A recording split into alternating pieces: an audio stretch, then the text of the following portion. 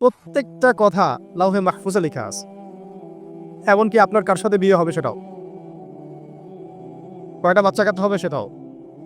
তাই এত অস্থির হওয়ার দরকার নাই, রিজিকে যা আছে আসবে ইনশাল্লাহ। লিখা যদি হয়ে থাকে আসবে না, আসবে ইনশাল্লাহ, সবর। তো এই জন্য মুমিনদেরকে বলা হয়েছে তোমরা কখনো হতাশ হবে না, কারণ তাকদীর লেখা হয়ে গেছে, হতাশ হওয়ার কোনো কারণ নাই। একটা প্রবণতা আমরা সমাজে দেখছি, ইয়াং জেনারেশনকে আমরা নসিহত করবো যে ভুলেও নিজের জীবনকে বিসর্জন দিতে যাবেন না। আল্লাহ রাব্বুল আলামিন আপনাদেরকে সৃষ্টি করেছেন তার ইবাদত করার জন্য এবং তার জমিনে তার দিনটাকে প্রতিষ্ঠা করার জন্য।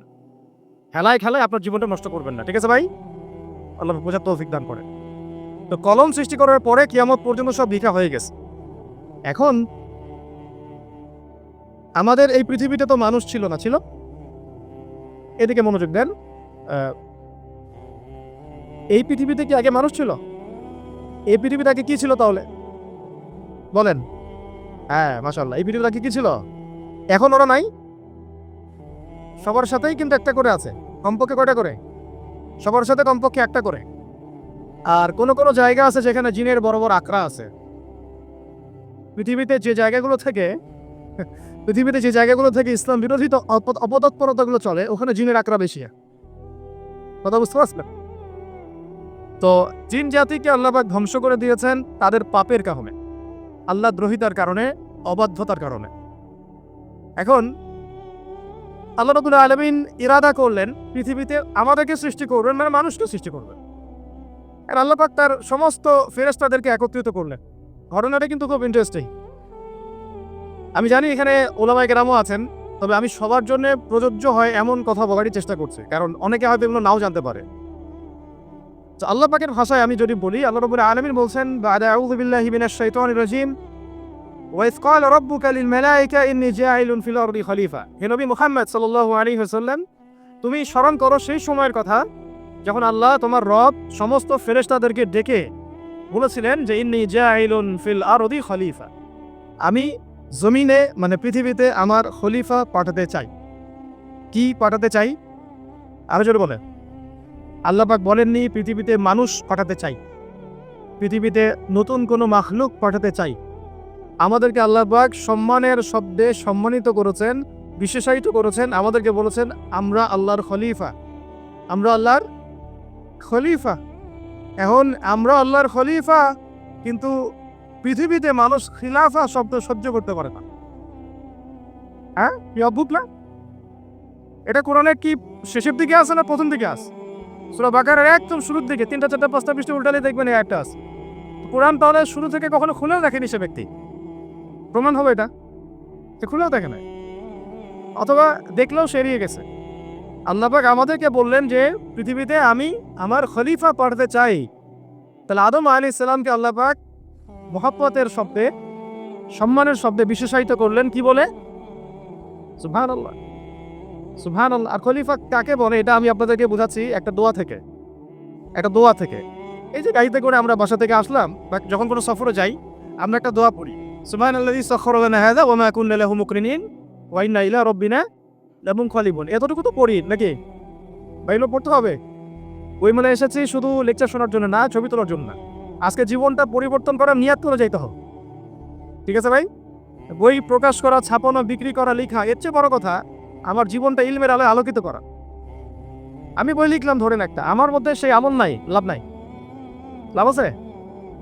আমি বই ছাপাইছি 100, 200, 500, 1000, আমি নিজেই আমল করি না, হবে? আগে আমল জরুরি, ইলমের সাথে আমলটা খুব বেশি জরুরি। আলেম তাকেই বলা হয় যে ইলম অনুযায়ী আমল করে। আল্লাহ বললি বাচ্চা কুলুনা মা লা তাফআলুন, তুমি এমন কথা কেন বলে যে আমল নিজেরাই করো না? কাবুরা মাকতান ইনদাল্লাহ আন তাকুলু মা লা তাফআলুন। আল্লাহর কাছে সবচেয়ে গর্হিত একটা অপরাধ, তোমরা একটা কথা বলবা কিন্তু আমল করবে না। তো দোয়াটা মুখস্থ করবেন। এই দোয়ার নিচে একটা অংশ আছে, আল্লাহুম্মা আনতা সাহিবু বিস সাফারি। আমার কথাটা শুনেন, খলিফার অর্থটা বুঝেন। অনেকে তো অনেকভাবে ব্যাখ্যা করে। আল্লাহুম্মা আনতা সাহিবু ফিস সাফারি, আল্লাহ তুমি এই সফরে আমার সাথী। সফরে বের হওয়ার সময় দোয়া পড়ছি আমরা, আল্লাহুম্মা আনতা সাহিবু ফিস সাফারি, আল্লাহ তুমি এই সফরে আমার সাথী। ওয়াল খলিফাতু ফিল আহলি ওয়া মালি, আল্লাহ আমি তো বাসায় নাই, আমার বাসার আহাল মালের খলিফা হচ্ছে তুমি আল্লাহ। তাহলে খলিফা শব্দতে কি বুঝলেন? আল্লাহ আমার বাসার আহাল মালের খলিফা মানে কি? আমার স্থলাভিষিক্ত তুমি আল্লাহ। আমি ওখানে নাই বাসায়, আমি সফরে বের হয়ে গেছে।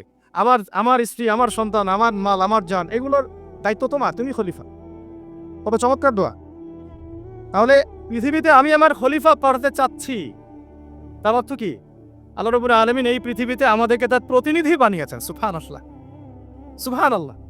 তাহলে আমরা নিজেদের আত্মপরিচয় ভুলে গেলাম যে আমরা আল্লাহর প্রতিনিধি পৃথিবীতে, তাই না? আমরা এখন আব্রাহাম লিঙ্কনের পূজা করতেছি। আব্রাহাম লিঙ্কনের পূজা তো বুঝেন না আপনারা, এটা হচ্ছে যে সকল ডেমোক্রেসির পূজা।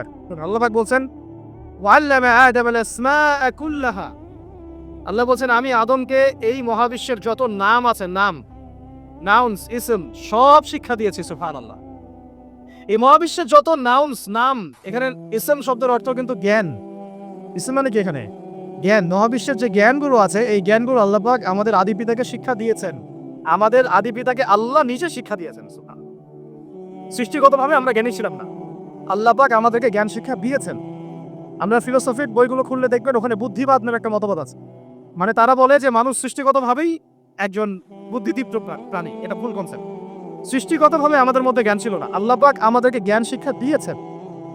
কথা বুঝতে পারছেন? একটা মতবাদ তাদের আছে অভিজ্ঞতাবাদ, মানে মানুষ অভিজ্ঞতা থেকেই শিখে। আরেকটা আছে সমন্বয় মতবাদ, আপনারা দেখলো অনেকে পড়েছেন হয়তো। এর বাইরে যে একটা মতবাদ আছে যে আল্লাহ পক্ষ থেকে ওহী ভিত্তিক মানুষ জ্ঞান শিখে, এই মতবাদ কোনো দার্শনিকের বইয়ে স্থান পেল না। কি আফসোস, কি আফসোস। অথচ মুসলিম হয় দার্শনিক তারা। আমরাও পড়েছি ভাই 4 বছর। এই কারণে গেলে কি আফসোস, আল্লাহ পাকের ওহীর পক্ষ থেকে যে জ্ঞান আসতে পারে এইটা কনসেপ্টই নাই। অথচ এখানে কোরআনে আল্লাহ পাক বলেন ওয়াল্লামা আদামাল আসমাআ কুল্লাহা, আমি আল্লাহ আদমকে সমস্ত নাম শিক্ষা দিয়েছি। সুবহানাল্লাহ। এরপরে এই যে জ্ঞান আদম আলাইহিস সালামকে আল্লাহ পাক শিক্ষা দিলেন, এর ফলশ্রুতিতেই আল্লাহ পাক বললেন যে ওয়াইজ কুল্লা লিল মালাইকা উসজুদু লি আদম, হে ফেরেশতারা তোমরা এখন আদমকে সিজদা করো। কি ফেরেশতাদেরকে দিয়ে আল্লাহ পাক আমাদের পিতাকে সিজদা করালেন কিসের মানদণ্ডে? কিসের কারণে? জ্ঞানের কারণে। জ্ঞানের কারণে ফেরেশতাদেরকে আল্লাহ পাক বললেন যে এই নামগুলো বলে দাও তো তোমরা। তারা বলতে পারলো না। তারা বলল লা ইলম আল্লাহুম্মা লা ইলমা লানা ইল্লা মা আল্লামতানা, আল্লাহ আমাদের তো সেই জ্ঞান নাই, শুধু ওইটুকু জ্ঞান আছে যা আপনি আমাদেরকে শিখিয়েছেন। তখন আল্লাহ পাক বলেছিলেন যে আমি যা জানি তোমরা তা জানো না। আমি কি বলি নাই যে আমি আসমান জমিনের গায়েবের সব খবর জানি? তখন আল্লাহ বললেন যে তোমরা সবাই সিজদা করো আদমকে। তাহলে আমাদের পিতাকে খলিফা করা হলো, জ্ঞান শেখানো হলো, আল্লাহ পাক নিজে শেখালেন, ফেরেশতার মণ্ডলীদের দিয়ে সিজদা পর্যন্ত করালেন। কিসের মানদণ্ডে? আবার আসতে বলেন জ্ঞানের মানদণ্ডে। এখন যদি আমরা একটু প্রশ্ন ছুড়ে দিই নিজ নিজ বিবেকে, আমরা কি সেই ওহীর 10টা সূরাও শিখেছি? 10টা পারা কি পড়া হয়েছে কখনো? 10টা সূরারও কি অর্থ জানি? অনেকে তো 10টা আয়াতের অর্থ জানি না। আমরা কি সেই ওহীর 10টা হাদিস শিখেছি? তাহলে আমরা কোথায় সম্মান খুঁজতেছি? পশ্চিমাদের কাছে? বলেন। সত্যি সবচেয়ে আফসোস লাগে আমার একটা জিনিস, যে মুসলিমরা আমরা এখন আমাদের আত্মপরিচয় ভুলে যাচ্ছি। আল্লাহ পাক আমাদেরকে যেখানে সম্মান রেখেছে ওইখানে সম্মান না খুঁজে আমরা অন্যের দাসত্বের সম্মান খুঁজতেছি। আল্লাহ আমাদেরকে বোঝার তৌফিক দান করে। এটা অজ্ঞতার কারণে হচ্ছে। আমাদের কাজ তাদেরকে সচেতন করা বা তাদেরকে মেসেজ পৌঁছে দেওয়া। আমরা উগ্র পন্থা অবলম্বন করব না, আমরা হিকমার সাথে প্রজ্ঞার সাথে মানুষকে বোঝানোর চেষ্টা করব। এগুলো বোঝানোর অংশ। এখন আচ্ছা আরেকটা কথা আপনাদেরকে বলি, একটা কথা আমি মাঝখানে মিস হয়ে গেছে। এই যে আল্লাহ পাক আমাদেরকে খলিফা করে পাঠিয়েছেন, খলিফার কাজ কি? প্রশ্ন না? আমাদের কাজ কি তাহলে? এই কাজটা আল্লাহ পাক আবার ব্যাখ্যা করেছেন সূরা সদের মধ্যে। কোন সূরায়? সূরা সদ। সদ নামে একটা সূরা আছে, সূরা ইয়াসিনের আগে পরে পাবেন। এখানে আল্লাহ পাক আরো একজন নবীকে তার খলিফা বলেছেন। সেই নবীর নাম দাউদ আলাইহিস সালাম। কি নাম? আর দাউদ আলাইহিস সালাম কিন্তু এই জেরুজালেম থেকে, যেখানে এখন ওই জায়নিস্টরা বোম্বিং করে আর কি, নিরীহ মুসলিম থেকে হত্যা করে বিগত 70 বছর থেকে, ওই জেরুজালেম থেকে কিন্তু দাউদ আলাইহিস সালাম বিশ্ব শাসন করেছিলেন। তার পরবর্তীতে তার সন্তান সুলাইমান আলাইহিস সালামও কিন্তু ওখান থেকে বিশ্ব শাসন করেছিলেন। আর এখনকার বনু ইসরাইল দাবিদার এই জায়নিস্টরা, তারাও কিন্তু ওই ফিকিরি করছে, ওখান থেকে তারা বিশ্ব শাসন করতে চায়। এবং তারা মনে করে তাদের একজন মাসিহ আসবে, সেই মাসিহ আসলে তারা বিশ্ব শাসন করবে। আমরা সেই মাসিহের নাম জানি মাসিহুদ দাজ্জাল। কি নাম? এই দাজ্জালকে ওরা ওদের সত্য মাসিহ মনে করে। আমরা জানি হচ্ছে মিথ্যা ভণ্ড প্রতারক মাসিহ, অথচ ওরা মনে করে এটা হচ্ছে সত্য মাসিহ। এই জায়গায় তারা ধোঁকা খাচ্ছে। অথচ সত্য মাসিহ হচ্ছেন ঈসা আলাইহিস সালাম, যিনি আবার শেষ জামানায় আসবেন এবং তার হাতেই এই মাসিহুদ দাজ্জাল মারা যাবে। এবং তারপরে পুরো বিশ্বে আবার ওই খিলাফা কায়েম হবে, ওই যে খলিফা, ওটা সারা বিশ্বে কায়েম হবে। এই টাউন হলও বাদ যাবে না ইনশাআল্লাহ। এটা মানুষ মানতে চাচ্ছে না, কিন্তু মানুষ না মরলে কি? আল্লাহ পাকের নকশা সব আঁকা আছে, কখন কি হবে। কে কে কল্পনা করেছিল যে আজকে আপনারা বসে এখানে দিনের আলোচনা করবেন? হ্যাঁ, কল্পনা করা যায় তো? যে শব্দগুলো আপনারা বলছেন এগুলো বললেই তো নাই, গায়েব। এখন বলছেন, কেউ কি কল্পনা করেছিল যে হঠাৎ করে এমন একটা সময় চলে আসতে পারে? কেউ কিন্তু কল্পনা করে না, আল্লাহ পাকের নকশায় ছিল। এখানে আমাদের একটা আফসোসের কথা, এখানে মাস্টারমাইন্ড আল্লাহ রাব্বুল আলামিন। প্রকৃত মাস্টারমাইন্ড কে? আমরা ক্রেডিট নেওয়ার প্রতিযোগিতায় ব্যস্ত হয়ে আছি এখন, কার কত ক্রেডিট নেওয়া যায়। এখানে একক ক্রেডিট পাওয়ার যোগ্য কেউ না, সমস্ত ক্রেডিট কার? আল্লাহ রাব্বুল আলামিন। এটা আল্লাহর সাথে গাদ্দারি করতে যায় না, তাহলে ভুলে যাও। কারণ আমি বারবার বলেছি আপনাদেরকে, কোরআন থেকে একটা শিক্ষা আমরা শিখেছি, একটা কম যখন মাজলুম থাকে, দুর্বল মাজলুম জুলুমের শিকার হচ্ছে, আল্লাহ পাক সেই কমটাকে বাঁচান। কোনো না কোনো একজন ত্রাণকর্তাকে পাঠান, কোনো একটা সূরাতে আল্লাহ পাক সেই কমকে বাঁচায় দেন। আবার যদি এই নিয়ামতটা পাওয়ার পরে ওই কম আবার এই জুলুম শুরু করে, আবার আল্লাহ দ্রোহিতা শুরু করে, আল্লাহ পাক তার চেয়ে বড় জালেম চাপাই দিবে। কথা বুঝতে পারছেন? আল্লাহর সাথে গাদ্দারি করতে চাই না, আল্লাহ পাক আমাদেরকে বোঝা তৌফিক দান করেন। এখন খলিফার কাজটা কোথায় পাবেন, কোন সূরায় ভাই বলেন? সূরা সাদে আল্লাহ পাক দাউদ আলাইহিস সালামকে খলিফা সম্বোধন করে বলছেন, ইয়া দাউদ, কি চমৎকার আহ্বান, ইয়া দাউদ, হে দাউদ, ইন্না জাআলনাকা খলিফাতান ফিল আরদ। দেখো আমি আল্লাহ তোমাকে পৃথিবীতে খলিফা করেছি। কি করেছে? খলিফা করেছে। তোমার কাজ কি শোনো, ফাহকুম বাইনান নাসি বিল হক। বোঝার চেষ্টা করেন একজন খলিফার কাজ কি। খলিফা মানে আল্লাহর প্রতিনিধি, জমিনে যে দায়িত্বশীল, অন্য মানুষের উপরে যে দায়িত্বশীল, তার কাজ ফাহকুম বাইনান নাসি বিল হক, মানুষের মাঝে ন্যায় বিচার প্রতিষ্ঠা করবে, এটা তোমার কাজ। তাহলে এখন যারা আমরা এই জায়গায় আছি বা ভবিষ্যতে আসবো, আরো কাল আগাতে থাকবে, সময় আগাতে থাকবে, নতুন নতুন নেতৃত্ব আসবে, সবার ফাংশন একটাই, ফাহকুম বাইনান নাসি বিল হক। আমাদের কাজ হবে মানুষের মাঝখানে কি করা? ন্যায় বিচার, বিচার ফয়সালার ক্ষেত্রে ইনসাফ করা, ন্যায় বিচার করা। ন্যায় বিচার তো এখন জাদুঘরে আছে নাকি?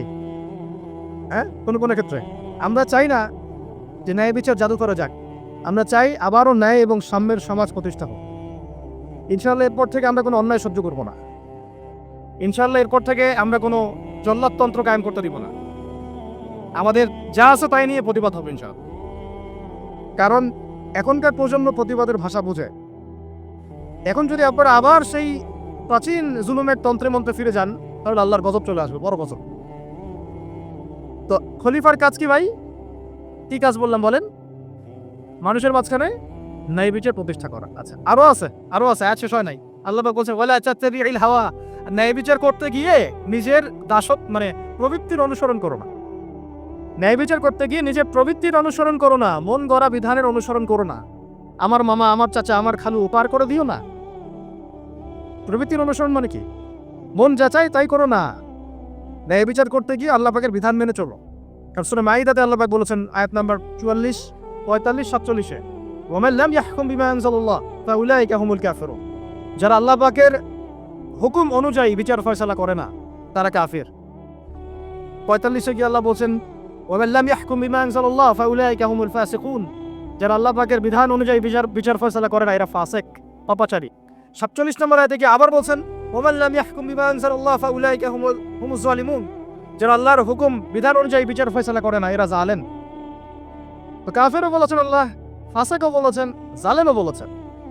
তাহলে বিচার ফয়সালা করার ক্ষেত্রে আল্লাহ পাকের বিধানকে সর্বোচ্চ অগ্রাধিকার দিতে হবে। নিজের প্রবৃত্তির অনুসরণ করা যাবে না। যদি করে তাহলে কি হবে? ইউদিল্লাকা আন সাবিলিল্লাহ, তাহলে এটা তোমাকে আল্লাহর রাস্তা থেকে সরাই নিয়ে যাবে। এর ফলে কি হবে? জেনে রেখো, ইন্নাল্লাযীনা ইউদিল্লুনা আন সাবিলিল্লাহ লাহুম আযাবুন শাদীদ বিমা নাসু ইয়াউমাল হিসাব। এর পরে দেয়, নিশ্চয় যারা আল্লাহ পাকের সরল পথ থেকে বিচ্যুত হয়ে গেছে, তাদের জন্য কাল কিয়ামতের মাঠে আছে আযাবুন শাদীদ। আযাবুন শাদীদ মানে কঠিন কঠিন যন্ত্রণাদায়ক শাস্তি, এই কারণে যে তারা কিয়ামতের দিনটাকে ভুলে গিয়েছে। শাদীদ এর অর্থটা কি এটা বোঝার জন্য আপনাকে সূরা হাদীদ পড়তে হবে। কোন সূরা? আসলে কোরআনের আয়াতগুলো হচ্ছে আকাশের তারার মতো। তারা দেখবেন আকাশে, তারা দেখাও সুন্নত।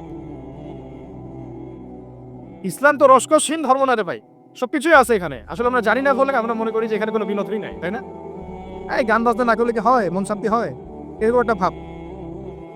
যদি আপনি কোরআনের ভিতর ঢুকে যান, আপনার হৃদয়ে এমন নূর আসবে, এমন তৃপ্তি আসবে যে ওগুলো আপনার শুনতে ইচ্ছা করবে না। আপনি কান বন্ধ করে ফেলবেন নিজেই, বলতেই হবে না। এখন কিছু নতুন ইসলামিস্ট আসছে, তারা এগুলোকে ইসলামের অন্তর্ভুক্ত বলে মনে করার দাবি করতে চায়, যেগুলো এগুলোতে নিষেধ নাই, এগুলো তো নিষেধ করা হয় নাই। কতটুকু জানেন ইসলাম সম্পর্কে আপনি? না জেনে কেন কথা বলেন? নবী সাল্লাল্লাহু আলাইহি ওয়াসাল্লাম রাস্তা দিয়ে হাঁটছেন, ওই সময় তো অনেক পূজা অর্চনা ইত্যাদি হতো মক্কায়। তো এখানে ঢাক ঢোলের শব্দ আসছে। নবী সাল্লাল্লাহু আলাইহি ওয়াসাল্লাম নিজের 2 আঙ্গুল কানের মধ্যে ঢুকিয়ে দিলেন, দিয়ে পাশে একজন সাহাবী তাকে জিজ্ঞাসা করছেন, হাঁটতে হাঁটতে হাঁটতে হাঁটতে, তুমি কি এখন আওয়াজ শুনতে পাচ্ছ? সাহাবী বললেন, না ইয়া রাসূলুল্লাহ, এখন আওয়াজ শুনতে পাচ্ছি না। তখন তিনি হাত কান বের করলেন। এটা নবীর সুন্নত। আর আমরা নবীর সুন্নতকে উল্টাই দিচ্ছি কিভাবে দেখেন, আমাদের কানেই এখন ইয়ারফোন। উনি যেটা শুনে কান বন্ধ করতেন, ওইটা আমরা কানে ঢুকা রাখছি একেবারে। আল্লাহ আমাদেরকে বোঝার তৌফিক দান করেন। দেখেন, আমরা তো সবাই পাপী। আমার মনে হয় না আমরা কেউ নবী সাল্লাল্লাহু আলাইহি ওয়াসাল্লামের সুপারিশ ছাড়া পার পাবো, এমনটা মনে হয় না আমার। সবাই পাপী, আপনি, আমি, আমরা সবাই। তো যে নবীর সুপারিশ আমরা প্রত্যাশা করছি, সেই নবীর সুন্নতকে যদি এইভাবে অবজ্ঞা করতে থাকি, তাহলে কি সুপারিশ পাবো ভাই? কি মনে হয় আপনাদের? অ্যাটলিস্ট সুন্নতকে তো সম্মান করতে হবে নাকি? আল্লাহ বোঝার তৌফিক দান করেন। আমি তাহলে যেটা বলছিলাম যে আল্লাহ পাকের বিধান অনুযায়ী বিচার ফয়সালা করতে হবে, এটা খলিফার কাজ। ন্যায় বিচার করতে হবে মানুষের মাঝখানে, এবং নিজের প্রবৃত্তির অনুসরণ করা যাবে না, তাহলে আল্লাহর পথ থেকে দূরে সরাই দিবে। এখানেই বললাম, শাদীদ বুঝতে গেলে আপনাকে কোন সূরা পড়তে হবে? সূরা হাদীদ। আকাশের তারার কথা কেন বললাম? যে আকাশের তারাগুলো যদি মেলাতে পারেন, দেখবেন বিভিন্ন শেপ তৈরি হয়। প্রত্যেকটা তারার অবস্থানের গাণিতিক একটা ব্যাখ্যা আছে। যারা অ্যাস্ট্রোনমি নিয়ে পড়াশোনা করেন তারা জানেন এগুলা, সবাই জানবেন না। প্রত্যেকটা তারাকে আল্লাহ পাক এত সূক্ষ্মভাবে স্থাপন করেছেন যে যদি একটু সামান্য একটু ডানে বামে এগুলো সরে যায়, মহাবিশ্বের এই স্থিতিশীলতা নষ্ট হয়ে যাবে। এবং এটার কসম আল্লাহ পাক কোরআনে করেছেন সূরা ওয়াকিয়ার মধ্যে। কোন সূরা? সূরা ওয়াকিয়াতে আল্লাহ পাক বলেছেন, ফালা উকসিমু বিমাওয়াকিইন নুজুম। আমি তারার অবস্থান স্থলের স্থিতির কসম করে বলছি। আল্লাহ পাক এর কসম করেছেন। কত গুরুত্বপূর্ণ জিনিস, ঠিক আছে? তো পরেরগুলো বললাম না। সূরা হাদীদ কেন পড়বেন? সূরা হাদীদ আল্লাহ পাক বলেছেন যে ওয়ানজালনাল হাদীদা ফিহি বাসুন শাদীদ। এই শাদীদ বুঝা থেকে হাদীদে আসছে। আল্লাহ পাক বলছেন যে আমি আল্লাহ পৃথিবীতে আসমান থেকে লোহা নাজিল করেছি। অবাক করার বিষয় না? লোহার খনি খুঁজতেছেন আপনারা মাটির নিচে, তাই না? আল্লাহ পাক বলছেন আমি লোহা নাজিল করেছি। আনজালনা, ঠিক যেমন ইন্না আনজালনাহু ফি লাইলাতুল কদর, আমি লাইলাতুল কদরে কোরআন নাজিল করেছি, আসমান থেকে নাজিল হয়েছে, তাই না? এরকমই ওয়ানজালনাল হাদীদা, আমি হাদীদ লোহা নাজিল করেছি। ফিহি বাসুন শাদীদ, যে লোহার মধ্যে আছে কঠিন শক্তি। শক্তি আছে না? আয়রন যে অণু পরমাণুগুলো, এগুলোর শক্তি সবচেয়ে বেশি না? কেমিস্ট্রিতে আপনারা পড়েছেন। তাহলে এখন আল্লাহ পাক বলছেন কিয়ামতের দিন তাদের জন্য আযাবুন শাদীদ, যারা আল্লাহ পাকের খলিফার দায়িত্ব পালন করবে না, যারা খলিফার দায়িত্ব পেয়েও ন্যায় বিচার করবে না, ইনসাফ করবে না, প্রবৃত্তির অনুসরণ করবে, ঠিক আছে, আল্লাহর পথ থেকে বিচ্যুত হয়ে যাবে, তাদের জন্য কিয়ামতের মাঠে এই শাস্তি আছে। তাহলে আমরা কি খলিফা শব্দ বুঝতে পারলাম? আমাদের পিতা যে খলিফা, এটা কি বুঝতে পারলাম? তাহলে এখন বলেন তো, প্রত্যেক নবী কি আল্লাহর খলিফা ছিলেন না? ছিলেন কি না? প্রত্যেক নবী কি আল্লাহর বিধান দিয়ে বিচার ফয়সালা করেন নাই? মানুষের মাঝখানে ইনসাফ করেন নাই? ন্যায় বিচার প্রতিষ্ঠা করেন নাই? এরপরে সাহাবায়ে কেরামের যুগে তারা কি ন্যায় বিচার প্রতিষ্ঠা করেন নাই? তাহলে হঠাৎ করে কি হলো বিশ্ববাসীর মধ্যে যে একেবারে কোরআন হাদিস এই মৌলিক বিষয়গুলো, এগুলো সব পাশ কাটিয়ে আমরা মানবরচিত বিধানগুলোর দিকে চলে গেলাম? রহস্যজনক না বিষয়টা? এটা হচ্ছে দাজ্জালীয় একটা শাসন আসতেছে সামনে। দাজ্জাল নিজেকে খোদা বলে দাবি করবে, সে সমস্ত মানব জাতিকে বুঝাবে যে সেই খোদা, নাউযুবিল্লাহ। সে অনেক ভেলকি দেখাবে, মানুষকে তার দিকে টেনে নিয়ে আসবে। এমনকি সে এক হাতে জান্নাত এক হাতে জাহান্নাম নিয়ে ঘুরবে। নবীজি বলেছেন যে তার জান্নাতে প্রবেশ করবে ওটাই তার জাহান্নাম, আর যে তার জাহান্নামে প্রবেশ করবে সেটাই হচ্ছে জান্নাত। তাহলে পুরো বিশ্ববাসীকে আল্লাহ থেকে দূরে সরিয়ে একটা গডলেস ওয়ার্ল্ডে রূপান্তরিত করার একটা তৎপরতা চলছে, লক্ষ্য করতেছেন না? এটা মূলত আপকামিং যে দাজ্জালীয় সভ্যতার ভবিষ্যৎবাণী নবীজি করেছেন, এই দিকেই ওয়ার্ল্ড যাচ্ছে আস্তে আস্তে আস্তে আস্তে ওই দিকে যাচ্ছে। তবে নবীজি এটাও বলেছেন সাল্লাল্লাহু আলাইহি ওয়াসাল্লাম যে আমার উম্মতের মধ্যে একটা তয়ফা, একটা দল, কিছু মানুষ সবসময় হকের উপর অটল থাকবে ইনশাআল্লাহ, কিন্তু তাদের সংখ্যা হবে খুব কম। এখন আমাকে আপনারাই বলেন যে ওই হকের উপর অটল থাকতে হলে আমার সেই জ্ঞান লাগবে কি লাগবে না? বলেন, যেই জ্ঞান আমাদের পিতাকে শেখানো হয়েছে, দেখবেন প্রত্যেকটা মানুষের মধ্যে কিছু প্রতিভা আছে, সৃজনশীলতা আছে, আছে না? একটা বুদ্ধিদীপ্ত একটা তাড়না মানুষের ভিতরে কাজ করে। এটা কোত্থেকে আসছে জানেন? আমাদের পিতার ডিএনএ থেকে আসছে। আমাদের পিতার ডিএনএ থেকে, আমরা কিন্তু সবাই তার সন্তান। এরপরে পৃথিবীতে মানুষ অত্যাচারে যখন লিপ্ত হলো প্রচন্ড রকম, তখন নূহ আলাইহিস সালামকে আল্লাহ পাক পাঠান এবং তিনি প্রায় 950 বছর দাওয়াতের কাজ করলেন, 40টা বা 80টা পরিবার ইসলাম কবুল করলেন। তখন আল্লাহ পাক এই মুমিনদেরকে বাদ দিয়ে সবাইকে গারদ করে দিলেন, ধ্বংস করে দিলেন। মানে আমরা যারা পৃথিবীতে এখন বেঁচে আছি, যে আপনি আমি, আপনাদের নাম আমি জানি না, আমরা যারা বেঁচে আছি, আমরা কিন্তু কোনো না কোনোভাবে ওই 40 বা 80 পরিবারের সন্তান। আমরা আত্মীয়, কিন্তু আমরা সবাই কিন্তু আত্মীয়, জানেন? 40টা বা 80টা পরিবার বাদ দিয়ে বাকি সব মানুষকে আল্লাহ পাক ধ্বংস করে দিয়েছিলেন নূহ আলাইহিস সালামের মহাপ্লাবনে। ঘটনা জানেন না? 40 বা 80টা পরিবারকে বাদ দিয়ে বাকি সবাইকে আল্লাহ পাক ধ্বংস করেছেন ওই মহাপ্লাবনে। তাহলে এখন এই বিশ্বে যত মানুষ আছে তারা কয়টা পরিবারের সন্তান? ওই 40-80। আমরা কোনো না কোনোভাবে একে অপরের আত্মীয় হই। মুসলিম অমুসলিম সবাই, মুসলিম অমুসলিম সবাই। আমরা যে অসাম্প্রদায়িকতার কথা বলি না, এই শব্দটাকে ভালো অর্থে নেওয়া যায়। কি অর্থে? অন্যান্য ধর্মাবলম্বী মানুষ যারা, তারা তাদের ধর্ম স্বাধীনভাবে পালন করবে, কোনো সমস্যা নেই। আমরা তাদের এই কাজে বাধা দিতে যাব না। একইভাবে আমরা আমাদের ধর্ম স্বাধীনভাবে পালন করব, তারা এখানে কোনো বাধা দিতে পারবে না। সিম্পল। তারা তাদের উৎসব তাদের মতো পালন করবে, আমরা আমাদের উৎসব আমাদের মতো পালন করব। না আমি মূর্তি পাহারা দিতে যাব, আর না আমি মূর্তি ভাঙতে যাব। সিম্পল। আমি পাহারাও দিতে যাব না, ভাঙতেও যাব। সিম্পল। আমরা কি কুরবানিতে তাদেরকে বলতে পারবো ভাই আসেন আমার বাসায় দাওয়াত খান? এটা হয় কখনো? লাকুম দীনুকুম ওয়ালিয়া দিন। আপনাদের দিন আপনাদের, আমাদের দিন আমার। সিম্পল। এই অর্থে ঠিক আছে, কিন্তু সব ধর্ম মিলে যে নতুন ধর্ম বানানোর চেষ্টা করা হচ্ছে বাংলাদেশে, এটা ঠিক নাই। এটা শুভঙ্করের ফাঁকি। সব ধর্ম মিলে নতুন ধর্ম করার কোনো সুযোগ নাই। আমরা সবাই এক পরিবারের সন্তান। এখন আমাকে বলেন, নূহ আলাইহিস সালামের একটা ছেলে ছিল, নাম জানেন? কি নাম বলে? না না, মাশাআল্লাহ। কয় ছেলে ছিল তার? হ্যাঁ না, মূলত 4জন সন্তান থেকে বড় বড় 4টা গোত্র সৃষ্টি হয়েছে। শাম এক সন্তানের নাম কি? এটাকে কেন্দ্র করে এই যে কন্টিনেন্টে, পুরো অ্যারাবিয়ান কন্টিনেন্টে যত মানুষ, তার বংশধর। ঠিক আছে? হাম, একটা সন্তানের নাম হাম। এখান থেকে আফ্রিকার যে কালো মানুষগুলো সব তাদের বংশধর। একটা যে ইয়াফাস, ইউরোপিয়ান যারা সাদা চামড়া, সব এদের বংশধর। আরেকটা যে কেনা, এই ছেলেটা কি বলেছিল? বাবা ডাকছে নৌকায় আসো তাড়াতাড়ি, নৌকায় আসো তাড়াতাড়ি, না হলে আজকে আল্লাহ পাক আযাব দিয়ে ধ্বংস করে দিবে। সে নবীর সন্তান